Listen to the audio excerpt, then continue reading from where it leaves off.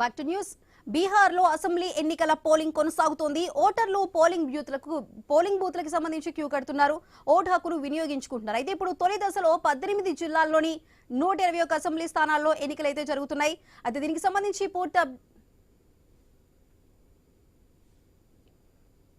ఇక ఈ రోజు జరగబోతున్నది పోలింగ్ కి సంబంధించి మొత్తం 3.75 కోట్ల మంది ఓటర్లు అయితే ఓటు హక్కును వినియోగించుకోబోతున్నారు.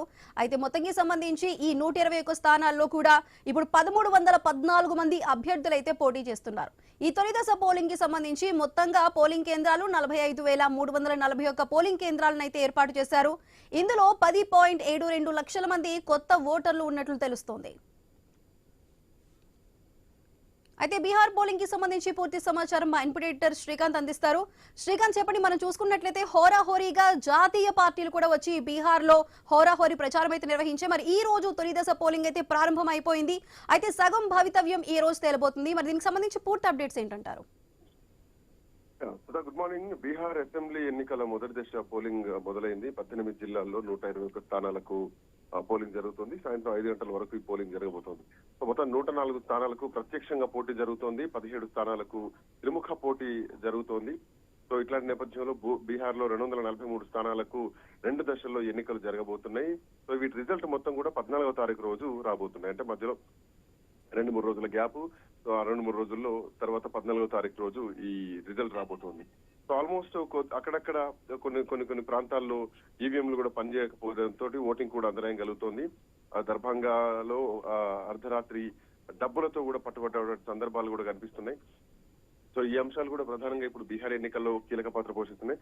ఇంకోవైపు అంటే మొదటి దశలో ఈ రోజు జరుగుతున్నటువంటి ఎన్నికల్లో 1314 మంది అభ్యర్థులు పోటీ పడుతున్నారు. ఆల్మోస్ట్ 37.5 మిలియన్ల ఓటర్లు వాళ్ళ భవితవ్యాన్ని నిర్ణయించుకోబోతున్నారు. వాళ్ళకి కావాల్సినటువంటి లీడర్ ఎవరో నిర్ణయించుకోబోతున్నారు.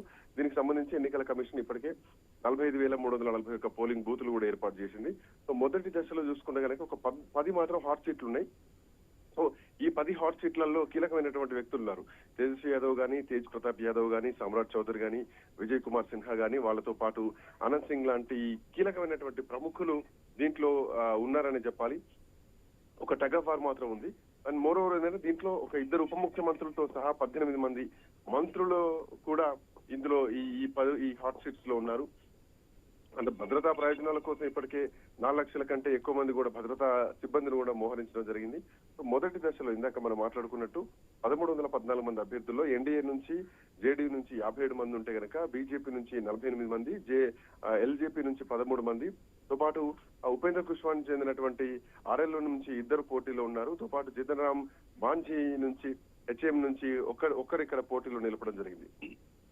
అయితే కూటమి వైపు చూసుకుంటే కనుక ఆర్జేడీ 72 స్థానాల్లో పోటీలో ఉంది. కాంగ్రెస్ పార్టీ సొంతంగా 24 స్థానాల్లో, తో పాటు సిపిఐఎల్ఎం, సిపిఐఎంఎల్ 2 కూడా 14 స్థానాల్లో ఉంటే కనుక ఇక మిగతా పార్టీలు ఏవైతే స్థానిక పార్టీలు కొన్ని ఉన్నాయో అంటే విఐపీ కానీ సిపిఐ 6 స్థానాల్లో అభ్యర్థులు నిలబెట్టినాయి. సిపిఎం 3 స్థానాల్లో ఉన్నాయి. సో ఐపీ గుప్తాకు చెందినటువంటి ఐపీపీ 2 స్థానాల్లో అభ్యర్థులు నిలబెట్టడం జరిగింది. మొత్తానికి ఒక ఫ్రెండ్లీ ఓటింగ్ మాత్రం ఇక్కడ 6 స్థానాల్లో జరుగుతుందని చెప్పాలి. సో ఏదేమైనా కానీ ఈ పరీక్ష ఎదుర్కోబోతున్నటువంటి బలవంతులు మాత్రం ఈ రోజే ఈ కీలకమైనటువంటి పరీక్షను ఎన్నుకోబోతున్నారు. సో దీనికి సంబంధించి మొదటి విడతలో ఇవాళ 18 జిల్లాల్లోని 121 అసెంబ్లీ స్థానాలకు పోలింగ్ మొదలైంది. దాంట్లో అభ్యర్థులంతా కూడా కీలకమైనటువంటి హాట్ సీట్లు కూడా ఈ మొదటి దశలోనే ఉన్నాయి.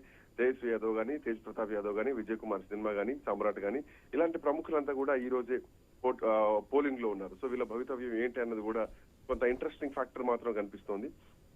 మోరోవర్ ఏంటంటే ఇప్పటికే ఎన్నికల కమిషన్ ఈ 5 కోట్ల మంది ఓటర్లు ఎవరైతే ఉన్నారో ఎన్నికల సంఘం ఓటర్ ఇన్ఫర్మేషన్ స్లిప్ విఐఎస్ కూడా ఇప్పటికీ పంపించేసింది అందరికీ.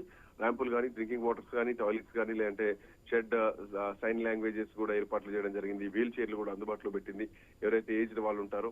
సో ఆల్మోస్ట్ అందరికీ అందుబాటులో ప్రజలకు ఉండేలాగా 50,000కు పైగా పోలింగ్ స్టేషన్లను కూడా ఏర్పాటు చేయడం జరిగింది. అందులో ఒక 1000 కేవలం మహిళల కోసం పనిచేసేటువంటి ప్రత్యేకమైనటువంటి బూతులు ఉన్నాయి. ఓటర్ ఐడి కార్డు, లేకపోతే ఆధార్ కార్డు, పాన్ కార్డు, లేదంటే డ్రైవింగ్ లైసెన్స్ లాంటి ఒక 11 పత్రాలను ఇందులో చూపించుకోవడానికి ఒక అవకాశం మాత్రం ఎన్నికల కమిషన్ కల్పించింది. సో మొత్తానికి అంటే ఈ రోజు రేపు కూడా పాఠశాలలకు, సేమ్ టైం కాలేజెస్ కూడా బీహార్ లో సెలవు ప్రకటించడం జరిగింది. సో మొత్తానికి భద్రతా ఏర్పాట్లు కూడా చాలా కట్టుదిట్టంగా ఉన్నాయి. సీసీటీవీల డ్రోన్ల పర్యవేక్షణలో నిర్వహణ మాత్రం కొనసాగుతుందని చెప్పాలి. సో ఏదేమైనా కానీ ఒక కౌంట్ డౌన్ ఇంతకాలం ఉత్కంఠగా ఎదురు చూసినటువంటి కౌంట్ డౌన్ కి మాత్రం ఇక తెరపడింది. ఇక పోలింగ్ సమయం రానే వచ్చేసింది. మహాగఠబంధన్ నుంచి ముఖ్యమంత్రి అభ్యర్థి తేజస్వి యాదవ్ పోటీలో ఉన్నారు. ఈ రోజు ఆయనే పోటీలో ఉన్నటువంటి నేపథ్యంలో ఆయన నిల్చున్నటువంటి సీటు కూడా ఈ రోజే పోలింగ్ జరగబోతోంది. సో సాయంత్రం 5 గంటల వరకు కూడా ఈ పోలింగ్ ముగుస్తోంది. కొన్ని కీలకమైనటువంటి ప్రాంతాల్లో 5 లేదంటే 6 గంటల వరకు కూడా పోలింగ్ ముగుస్తోంది. నక్సల్ ప్రభావిత ప్రాంతాల్లో మాత్రం 5 గంటలకే పోలింగ్ ముగిసేటువంటి దిశగా ఏర్పాట్లు అయితే చేయడం జరిగింది. సో మొత్తానికంటే ఇప్పుడు ఈ రోజు జరుగుతున్నటువంటి ఎన్నికల్లో ప్రధానంగా వైశాలి జిల్లాలో ఉన్నటువంటి రాఘోపూర్ అసెంబ్లీ నియోజకవర్గం పైనే ఉంది. ఎందుకంటే ఇక్కడ నుంచి ఆర్జేడీ నుంచి మహాగఠబంధన్ ముఖ్యమంత్రి అభ్యర్థి తేజస్వి యాదవ్ పోటీ చేస్తున్నారు. 2 సార్లు ఇక్కడి నుంచి ప్రాతినిధ్యం వహించారు. మళ్ళా హ్యాట్రిక్ కోసం తేజస్వి యాదవ్ బరిలో ఉన్నారు. గతంలో ఆ నియోజకవర్గానికి లాలూ ప్రసాద్ అంటే తేజస్వి యాదవ్ తండ్రి 2 సార్లు అక్కడి నుంచి పోటీ చేశారు. రబరిదేవి కూడా 3 సార్లు పోటీ చేయడం జరిగింది అక్కడి నుంచే. అంటే ఆ నియోజకవర్గం మొత్తం తేజస్వి యాదవ్ కు, లాలూ ప్రసాద్ కు, వాళ్ళ అమ్మకు ముగ్గురు ఆ కుటుంబానికి ఒక కంచుకోట. సో ఇద్దరు కూడా అదే నియోజకవర్గం నుంచి రాఘోపూర్ నుంచి గెలిచి ముఖ్యమంత్రులు అయ్యారు. సో ఇప్పుడు కూడా అదే నియోజకవర్గం నుంచి మళ్ళీ 3సారి గెలిచి హ్యాట్రిక్ కొట్టి ముఖ్యమంత్రి అవ్వాలన్నటువంటి ధీమాలో తేజస్వి యాదవ్ మాత్రం కనిపిస్తున్నారు. బట్ ప్రతాప్ యాదవ్ నుంచి కూడా ఇక్కడ ప్రతాప్ యాదవ్ అంటే తేజస్వి యాదవ్ వాళ్ళ బ్రదర్ అంటే లాలూ ప్రసాద్ పెద్ద కొడుకు తేజ్ ప్రతాప్ యాదవ్ కూడా కొత్తగా జనశక్తి జనతాదళ్ అనే పార్టీ ఏర్పాటు చేసినారు. దాంట్లో ఆయన కూడా పోటీలో ఉన్నారు. సో మొదట్లో ఆర్జేడీ నుంచి తేజ్ ప్రతాప్ బహిష్కరణకు గురయ్యారు. ఆ తర్వాత ఆయన జనశక్తి జనతాదళ్ నుంచి పోటీ చేస్తున్నారు. సో ఈసారి కూడా ఆయన భవితవ్యం ఎట్లా ఉంటుందో చూసుకునేటువంటి ప్రయత్నం మాత్రం చేస్తున్నారు.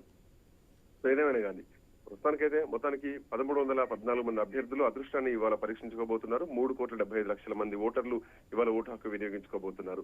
సో ఆల్మోస్ట్ సీసీటీవీ పర్యవేక్షణలు నడుస్తున్నాయి. సో ప్రచారంలో కూడా చాలా కీలకంగా ప్రచారాలు జరిగినాయి. ఎందుకంటే అసెంబ్లీ ఈ ఎన్నికల పోరు ప్రధానంగా ఇండియా కూటమి మధ్యనే జరిగిందని చెప్పాలి. అందులో ప్రశాంత్ కిషోర్ జన్సురాజ్ పార్టీ కూడా అన్ని స్థానాల్లో బరిలోకి దిగింది. ఎన్నికల ప్రచారంలో భాగంగా ప్రధానమంత్రి నరేంద్ర మోడీ ఏకంగా 8 సభల్లో పాల్గొన్నారు. రాహుల్ గాంధీ 14 సభల్లో, నితీష్ కుమార్ 41 సభల్లో, తేజస్వి యాదవ్ అత్యధికంగా ఆల్మోస్ట్ 100కు చేరువలో 96 సభల్లో పాల్గొనడం జరిగింది. అయితే 2వ విడత పోలింగ్ 122 నియోజకవర్గాల్లో నవంబర్ 11న జరగబోతోంది. 14న ఫలితాలు రాబోతున్నాయి. సుధా, శ్రీకాంత్, అయితే మొదటిసారిగా బ్యాలెట్ మీద అభ్యర్థుల కలర్ ఫోటోలను అయితే ఈసీ తీసుకొచ్చింది, కొత్త ప్రయోగాన్ని. మరి దీనికి సంబంధించి ఇదేమైనా క్రాస్ ఓటింగ్ ని తగ్గించే అవకాశం ఉందా? అసలు ఈ ప్రయత్నం ఏ విధంగా సత్ఫలితం ఇస్తుందంటారు? ఖచ్చితంగా. ఎందుకంటే రాహుల్ గాంధీ చేసినటువంటి కామెంట్ ఏదైతే ఉందో ఓట్ల చోరీకి సంబంధించినటువంటి అంశం, పోయినసారి హర్యానా ఎన్నికల సందర్భంగా కూడా అక్కడ చాలా వ్యవస్థాగతంగానే అన్ని అవకతవకలు జరిగినాయి. ఆల్మోస్ట్ ప్రతి 8 ఓట్లలో ఒకటి ఫేక్ అంటూ కూడా రాహుల్ గాంధీ ఆరోపించారు. దీంట్లో 100% పక్క ఆధారాలున్నాయని కూడా రాహుల్ గాంధీ ఆరోపణలు చేశారు. కాంగ్రెస్ పార్టీ గెలుపును ఓటమిగా మార్చేందుకు చాలా అంటే ఎలక్షన్ కమిషన్ లాంటి వ్యవస్థల్ని బీజేపీ వాడుకుంటోంది. మా ఓటమి పరోక్షంగా ఎన్నికల కమిషనే కారణం అంటూ కూడా చెప్పడం జరిగింది. ఆల్మోస్ట్ హర్యానాలో 2 కోట్ల మంది ఓటర్లు ఉంటే 25 లక్షల మంది ఓట్లు నకిలే అంటూ కూడా మొన్న ఢిల్లీలో నిర్వహించినటువంటి ఒక పత్రికా సమావేశంలో అని చెప్పడం జరిగింది. ఆల్మోస్ట్ 5,21,000 డూప్లికేట్ ఓట్లను గుర్తించిందని చెప్పడం జరిగింది. సో ఇవన్నీ ఆరోపణలు వచ్చినటువంటి నేపథ్యంలో ఎన్నికల కమిషన్ కూడా ఒక అడుగు ముందుకేసి కలర్ ఫోటోలను ప్రింట్ చేస్తున్నామని చెప్పేసి ఈ విషయంలో అన్ని క్లారిటీ ఇచ్చి ఈవెన్ సర్ని కూడా దేశవ్యాప్తంగా చేస్తున్నాం అంటూ కూడా కొన్ని రాష్ట్రాల్లో సర్ని ఇప్పటికే ప్రక్షాళన చేస్తోంది. ఓట్లను ప్రక్షాళన చేస్తోంది. డబుల్ ఉన్నటువంటి ఓట్ల, లేదంటే దొంగ ఓట్ల, లేదంటే చొరబాటుదారులకు సంబంధించినటువంటి ఓట్ల, 2 నియోజకవర్గాల్లో ఉండేటువంటి ఓట్ల, ఇవన్నీ కూడా సర్తో ఇప్పటికే ఎలక్షన్ కమిషన్ ప్రక్షాళన చేసేటువంటి దిశగా అడుగులు వేస్తోంది. బట్ ఇప్పుడు కలర్ ఫోటోలు పెట్టడం కూడా కొంతవరకు అభ్యర్థులకు కలిసి వచ్చేటువంటి విషయమే. ఈవెన్ అంటే కన్ఫ్యూజన్ లో ఓట్లు ఇచ్చేటువంటి పరిస్థితి మాత్రం ఉండదు. సుధా, శ్రీకాంత్, అయితే మీరు చెప్పినట్టు ఈ రాఘోపూర్ నియోజకవర్గానికి సంబంధించి తేజస్వి యాదవ్ కంచుకోట అనే చెప్పాలి. మరి అయితే ఇది ఇప్పుడు ఎన్డీఏ తరపున తేజస్వి యాదవ్ కి అపోజిషన్ గా నిలబడుతున్న సతీష్ కుమార్ యాదవ్ అసలు ఎంత మేరకు ప్రభావం చూపే అవకాశం ఉంది? అంటే ఖచ్చితంగా ఇక్కడ కంచుకోట అన్నాం కాబట్టి కంచుకోటలో పెద్దగా ఎఫెక్ట్ ఉండకపోవచ్చు. ఎందుకంటే అక్కడ నుంచి వాళ్ళ అమ్మ ప్రాతినిధ్యం వహించారు, అట్ సేమ్ టైం అక్కడ నుంచే వాళ్ళ నాన్న ప్రాతినిధ్యం వహించారు. సో అక్కడ నుంచి ఆయన కూడా 2 సార్లు ప్రాతినిధ్యం వహించారు. సో ఇప్పుడున్నటువంటి పరిస్థితుల్లో మాత్రం అంత పెద్దగా ఎఫెక్ట్ ఉంటుందని మాత్రం అనుకోవట్లేదు. ఎందుకంటే తేజస్వి యాదవ్ ఒక ముఖ్యమంత్రి అభ్యర్థిగా ఉన్నారు. ఈవెన్ ఫలితాలన్నీ కూడా సర్వే రిజల్ట్స్ అన్ని కూడా సర్వే సంస్థల్లో తేజస్వి యాదవ్ కే, నితీష్ కంటే కూడా తేజస్వి యాదవ్ ముఖ్యమంత్రిగా సరైనటువంటి వ్యక్తి అంటూ కూడా ఆల్మోస్ట్ 50%కు పైగా వచ్చినటువంటి రిజల్ట్ ఇది ప్రీ పోల్ సర్వేలో. ఇట్లా నేపథ్యంలో తేజ్ యాదవ్ నియోజకవర్గం, సొంత నియోజకవర్గంలో ఆయన ఓడిపోతారని మాత్రం అనుకోవడం కష్టమే. ఎందుకంటే అది వాళ్ళ కంచుకోట లాంటి నియోజకవర్గం అంటే అప్పుడు అఫ్ కోర్స్ అక్కడ కూడా ఓడించడానికి ఏకంగా పెద్ద పెద్ద బీజేపీకి సంబంధించి ఎన్డీఏ కూటమి నుంచి పెద్ద పెద్ద భారీ రాజకీయ నాయకులు, పెద్ద ఉన్నటువంటి రాజకీయ నాయకులు రావడం జరిగింది. బట్ ఏదేమైనా కానీ తేజ్ యాదవ్ గెలుపు మాత్రం ఈసారి ఖచ్చితం ఉన్నటువంటి విశ్లేషణలే వస్తున్నాయి Sudha. Right Srikanth, thank you.